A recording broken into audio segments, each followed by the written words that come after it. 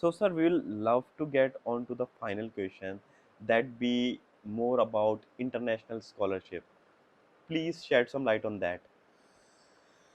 Now, see, Nikhil, international scholarships are rare Hmm. and they happen only for those who have a penetrating eye to observe what is the need of that institution, establishment, organization, or that body which is conducting some, maybe a summer workshop or some conference or some course. It has happened with two of my students, Kirti Sharma, whom I just named. She's still in UK. She's in a summer care school there, and it is a completely sponsored affair for her. Travel to boarding, lodging, and registration and everything is taken care of by the institution there. So that has happened because she could align her interest area with the need of that summer workshop. It happened in the case of Kanika Vashisht also. She's also one of my scholars, and that happened in the area of digital feminism. She was working in that area, and there was a conference, a workshop in Germany. So she prepared for that, aligned her research work with that, and she also was appreciated quite a lot there. So both of them have, in a way, made their mark for themselves. My daughter, in fact, she completed her graduation from India International University, Mansarovar, and primarily it was literature for her. Language was just a very minor component of the whole literature graduation. Just because she had been in a school exchange program in Scotland and France, so she was very keen to complete her masters from Scotland.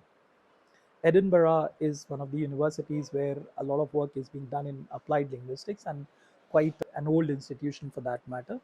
So she was interested in filling it up for there. I said, anyway, go ahead. She filled it up for Edinburgh University, then Trinity College London.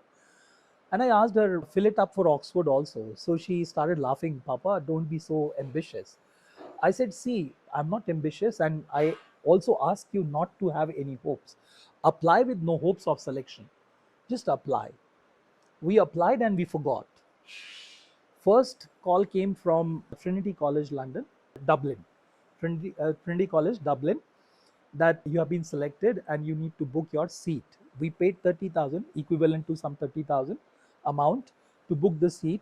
And in the meanwhile, we got a call from Edinburgh University also. They said that your interest area and what you have done in your graduation aligns more with this course and not with the one that you are choosing. So we were not interested in that. We crossed out Edinburgh. And while we were preparing for Trinity College Dublin, Oxford happened for her. So we kept it a secret amongst ourselves because we started exploring funding possibilities. But just because we were new to the whole thing, we did not know that for funding, you have to actually start applying from the day you apply for the post application also. So all those opportunities were gone, and some part fundings were left, which we did not anyway get. So when people came to know, means people in the sense my uncle, my maternal uncle, who's my godfather in a way. So when he came to know that Anshika has got through in Oxford, so he said, "What are you thinking? She has to go there. Forget about Trinity or any other place. She has to go there." And he cited examples of many industrialists and our ex-prime minister also. They couldn't make it for Oxford. Your daughter has made it. You are thinking it's something very small. It's a big thing. So she has to go. In case there is any problem of funding, I'm there to share the part funding or the full funding. So you go ahead. You have to go ahead with the plan. So that is how it happened. So if there has to be some kind of international sponsorship or any funding, for that actually you need to start exploring right from the very beginning. Be it a course, be it a conference, be it a workshop or any seminar or anything that you're going for, and see that your interest area aligns with that, because they look at the alignment.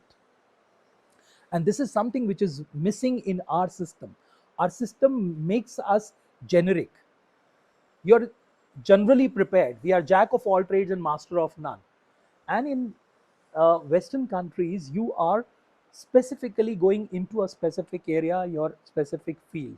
And that is how it is. So if someone has to explore some international possibilities. So they have to see to it that they align their interest area with the course, with the conference or the workshop, and it will happen for them. And there are funding agencies in India also, like we have Regional English Language Office, American Center. It sponsored me twice for a conference in US. British Council sponsored me twice for a conference, once in Sri Lanka and another time in UK, Liverpool. So you have to somehow see how your alignment happens. Okay.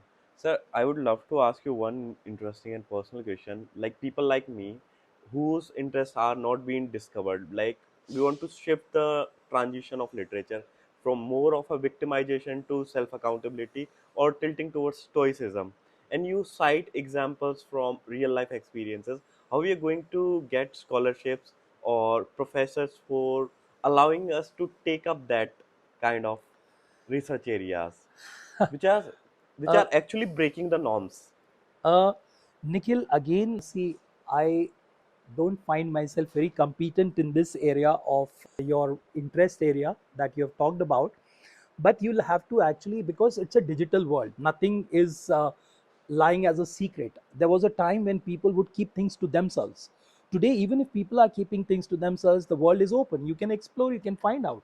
Means from your interest area, you can Google it out, you can go to respective universities and see what work is being done in some specific university, who are the professors who are doing that, and try to get in touch with them, because professors themselves are individual entities in themselves. Mm-hmm. Means they can sponsor you in case they like your work. They will sponsor you, they will invite you, and they will feel interested, because they are also looking for people who are sincere, who are committed and dedicated in that area, and they would love to sponsor you for that. So that in fact you need to explore for yourself, because as I said, we can't be a super specialist of everything.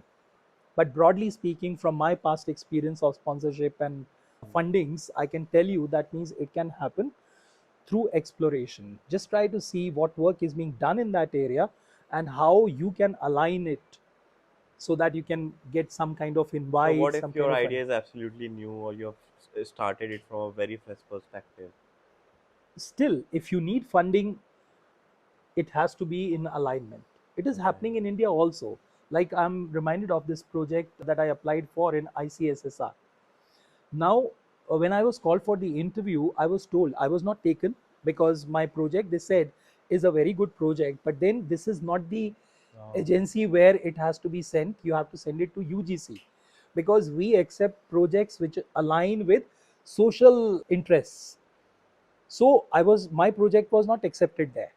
So that is how it happens. Means you have to see to it that how that interest area matches with the interest area of that institution, that professor, or that, even if it is new, even if it is unique, no professor, no institution will encourage that unless and until it fits into their frame, Okay. because they are not going to change. You have to change, or you have to align, because you are a newcomer. Okay, sir. Today, if you ask me to change my area of interest from applied linguistics to maybe diasporic studies, I may not be interested. Why will I get into an area where I have no expertise? It is something like that. Okay, sir, getting your point. So with this, we wrap up our talk with Dr. Sanjay Arora, sir. It was lovely conversation. Thank you.